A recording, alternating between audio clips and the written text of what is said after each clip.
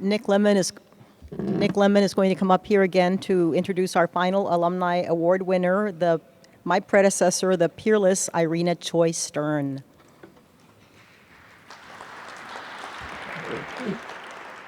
Thank you. First, I should acknowledge briefly Irena's husband, Bruce, who may be the only person in this room who has paid 3 Columbia J School tuitions. Is that true? Nobody else has? And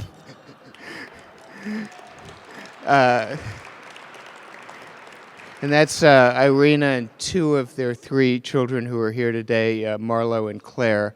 And Bruce, anytime you want to come to the school, I'm sure it can be arranged, and you could go for 4 tuitions.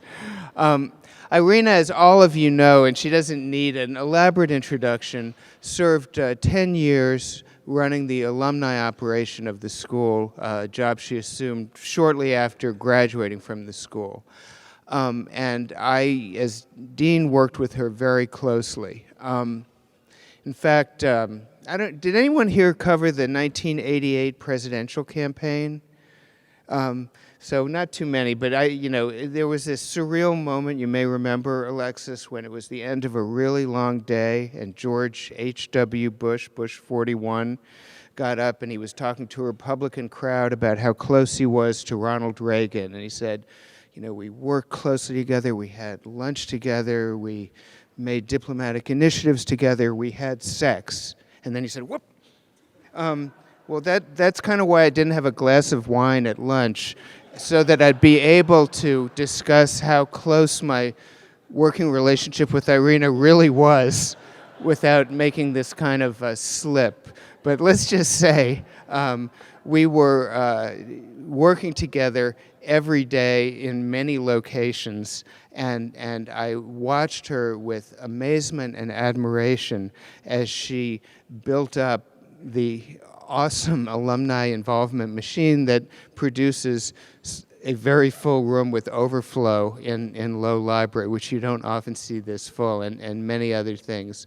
Her dedication to the school, her efficiency, her judgment, and her not almost incredible memory for the name of what seemed like every single alum of the school was just unparalleled and was an amazing feat to watch, and it produced enormous payoffs for the alumni, because it's important to all of us that this institution be a strong one and that we all be a family, and that takes work, and also for the school, which has profited greatly from your continued involvement.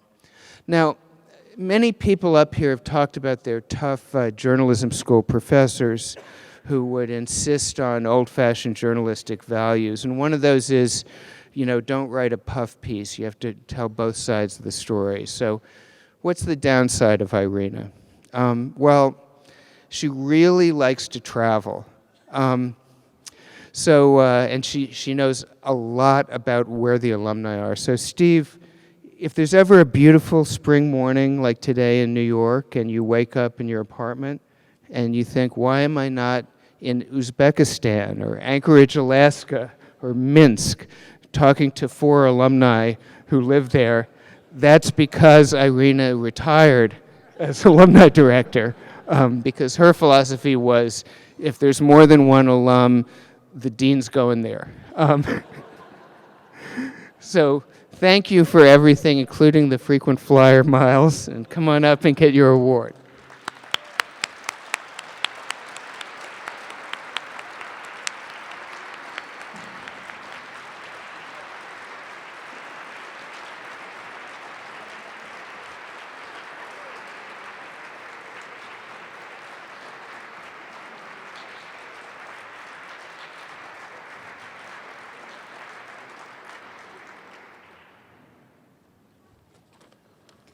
Tough going last. Thank you, Nick. I was so honored when Nick agreed to introduce me, for he was the dean during my tenure as alumni director.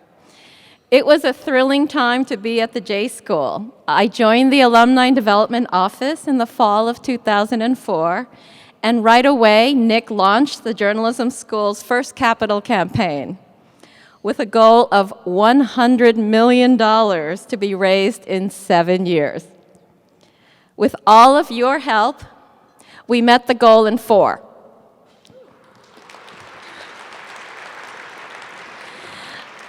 Under Nick, the school established the Tao Center for Digital Journalism, and we received a gift from David and Helen Gurley Brown for an institute that opened last fall. Financial aid grew significantly, and we celebrated the opening of a beautiful new student center. Nick was a joy to work for. I would propose all sorts of wacky ideas, and he's named a few, and he was always game to try. I always sought to stage events that would enhance the journalism school students' experience, make their year a little more memorable. So when I suggested George Clooney and a screening of Good Night and Good Luck, his response was, "Sure." How about a visit from Johnny Depp playing Hunter S. Thompson with a screening of The Rum Diary? Why not? And Tony Award-winning actor René Auberjonois reading from Tom Wolfe, followed by an interview with Tom himself. Good to go. And I have to admit, escorting George Clooney around for an evening was a pretty sweet gig. Nick stepped down as dean after we celebrated the school centennial in 2013, and that's when I gave notice that I would be leaving in a year's time. I loved my role as head of Alumni Relations. I recently had lunch with Maria Newman, your new alumni director, and she asked me what I'd like best about my job. The alums, I answered without hesitation. It was you who made my job so enjoyable and so rewarding. Without a doubt, you are the most interesting, intelligent, worldly, and well-informed group I'll ever come across in my lifetime. I was always looking for ways to highlight alumni, whether it was speaking at the school or creating new ways to honor your accomplishments. And I'm so happy that the awards we created, the Founders Award, the Dean's Medal for Public Service, honor alumni today. A high point of my tenure was working with Alelia Bundles to launch the Alumni Board in 2008, with Alexis Gelber as the inaugural chair.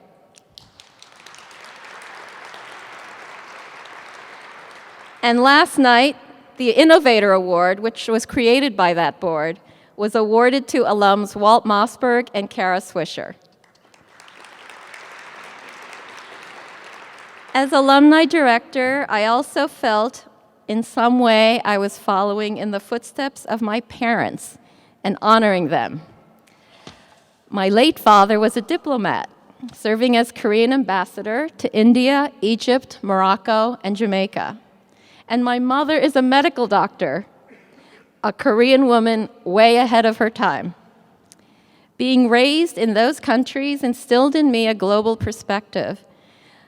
I felt like an ambassador for Columbia Journalism School, reaching out and making connections around the world and assisting my fellow alums with their needs and concerns. To connect international alumni with one another, we created the International Alumni Listserv. And if you're not on it yet, contact the office and get on it. Because if you need a fixer in Rwanda or a freelancer in Lebanon, it's the greatest resource. I want to thank Evan Cornog, who's here today, who first hired me to work at the journalism school. I think it helped. I think it helped that I was an alum, but he later confided that the fact I'd been president of the Bronxville School PTA was the qualification that swayed him. He hoped I could get along with people. Since then, Columbia University and the journalism school has played a big part in the life of my family. As Nick mentioned, 2 children are graduates of the journalism school. Marlo, class of 2010, and Claire, class of 2013. And our son Dylan is class of 2009 from Columbia College. I wouldn't have been able to do any of this, however, especially the tuition part, as Nick pointed out, without the support of my biggest cheerleader, my husband, Bruce Stern.